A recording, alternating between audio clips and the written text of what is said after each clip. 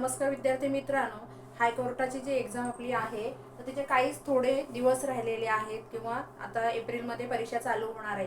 तर या दिवसामध्ये आपलं टार्गेट एकच असणार आहे की आपल्याला पोस्ट काढायची आहे. तर त्याच्यासाठी आपले नातेवाईक, आपले सगळे सोयरे मित्र वगैरे ह्या 2 महिन्यामध्ये सगळ्यांना बाजूला ठेवायचं आहे. आपले सगळे मित्र वगैरे कोण असणार आहेत? फक्त आपली पुस्तकं आणि आपला अभ्यास. फक्त तुमचं जे लक्ष आहे ते ह्या 2 गोष्टींकडेच असलं पाहिजे. बाकी सगळे सण उत्सव नातेवाईक वगैरे ते सगळे पुढल्या वर्षी पोस्ट काढल्यानंतर आपल्याला त्या सगळ्या गोष्टी करता येणार आहेत. परंतु आज आपलं टार्गेट काय आहे? तर आपल्याला हायकोर्टामध्ये आपली पोस्ट निघाली पाहिजे. तर त्याच्यासाठी काय करायचं? तर ही सगळ्या गोष्टी आहेत त्या निगेटिव्ह बाजूला सारायच्या आहेत आणि फक्त आपलं लक्ष केंद्रित कुठं झालं पाहिजे? तर आपलं लक्ष फक्त आपल्या अभ्यासाकडे केंद्रित झालेलं पाहिजे. तर आपण गणित पाहतोय बघा कोणतं आहे ते. तर गणित कोणतं आहे? अशा प्रकारची गणित आपल्याला विचारली जातात. बघा गणित आपल्याला काय दिले? एका शिंप्याकडे शर्टचे तुकडे कापण्यासाठी अनेक कपड्याचे रोल होते. एका शिंप्याकडे काय होते? तर शर्टचे 1 मीटरचे 2 मीटरचे असे तुकडे करण्यासाठी काही रोल होते. प्रत्येक रोल होता तर त्या रोलचे त्यांनी काय केले बघा? समान लांबीचे 10 तुकडे केले. प्रत्येक रोलचे काय केले? समान लांबीचे 10 तुकडे केले. तो एका मिनिटाला 45 वेळा कापतो. तर 24 मिनिटाला किती रोल कापले जातील? आता बघा इथे काय सांगितलंय. एक शिंपी आहे, त्याच्याकडे काय आहे? तर शर्टचे कापडाचे तुकडे करण्यासाठी काही कापडाचे रोल आहेत. तर तो काय करतोय? तर एका रोलचे किती तुकडे करतोय? 10 तुकडे करतोय. एक त्याच्याकडे रोल होता, हा कापड आहे. आता त्याला 10 तुकडे करायचे आहेत. जर 10 तुकडे करायचे असतील तर पहिले इथे तर आपण कट मारत नाही, ऑलरेडी तो असतो. म्हणजे 10 तुकडे करायचे असतील तो किती वेळा कट मारणार आहे? असे 9 वेळा कट मारणार आहे. 1 2 3 4 5 6 7 8 आणि 9. बघा 1 2 3 4 5 6 7 8 आणि हा इथला शेवटचा तुकडाचा जो कट येणार तो किती येणार आहे? 9. म्हणजे तो 10 तुकडे करण्यासाठी किती कट मारणार आहे? 9 कट मारणार आहे. कट किती मारणार आहे? तो 9 कट मारणार आहे. आता त्याने किती कट मारलेले आहेत बघा? 45 वेळा त्याने काय केलेलं आहे? कापड कापलेलं म्हणजे 45 वेळा त्याने कट मारलेला आहे. मग काय करायचंय? एका मिनिटाला त्याने किती वेळा कट मारलेला आहे? 45 वेळेला कट मारलेला आहे.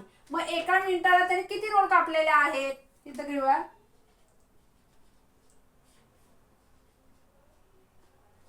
एका मिनिटाला कापलेले रोल 45 कट मारले, बरोबर आहे. 45 भागिले 9. एका रोलला किती वेळा तो कट मारतोय? 9 वेळेला तो कट मारतोय. 9 5 45 म्हणजे 5 रोल त्यांनी एका मिनिटाला कापले. तर 24 मिनिटाला किती? 24 मिनिटाला किती येणार आहे? 24 गुणिले 5 बरोबर 5 चोक 20. 5 दुने 10 आणि 2 12. म्हणजे 120 रोल तो काय करणार आहे?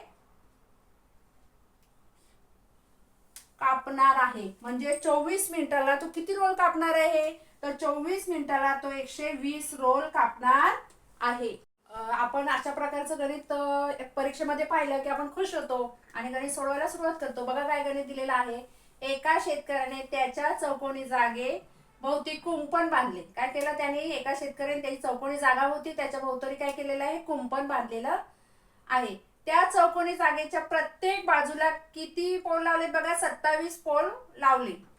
तर त्याला किती पोलांची आवश्यकता होती? असा प्रश्न आपल्याला विचारलेला आहे. आपण काय करतो? अरे हे सोपं आहे. मग काय करतो? 4 बाजू म्हणून काय करतो? पोल किती लागलेत एका बाजूला? 27.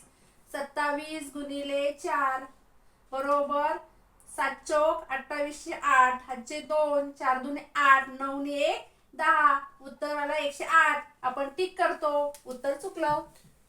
आता 4 बाजू जर असणार आहे तर 4 बाजूचे 4 खांब हे प्रत्येक बाजूला येणार आहेत. म्हणजे जर आपण असा चौकोन घेतला तर हा इथला पोल असणार आहे तो ह्या लाईनला येणार आहे. हा पोल असणार आहे तो ह्या आणि ह्या 2 लाईनला येणार आहे.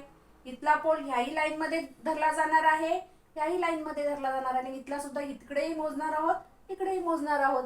मग अशा वेळेला काय करायचं, तर 108 जे उत्तर आलेलं आहे त्यातून 4 वजा करायचे. 108 वजा 4 बरोबर उत्तर मिळालं 104.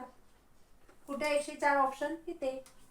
म्हणजे त्या शेतकऱ्याला जे कुंपण घालायचं आहे त्याच्यासाठी किती पोल आवश्यक आहे, तर 104 पोल आवश्यक आहेत, 108 नाही.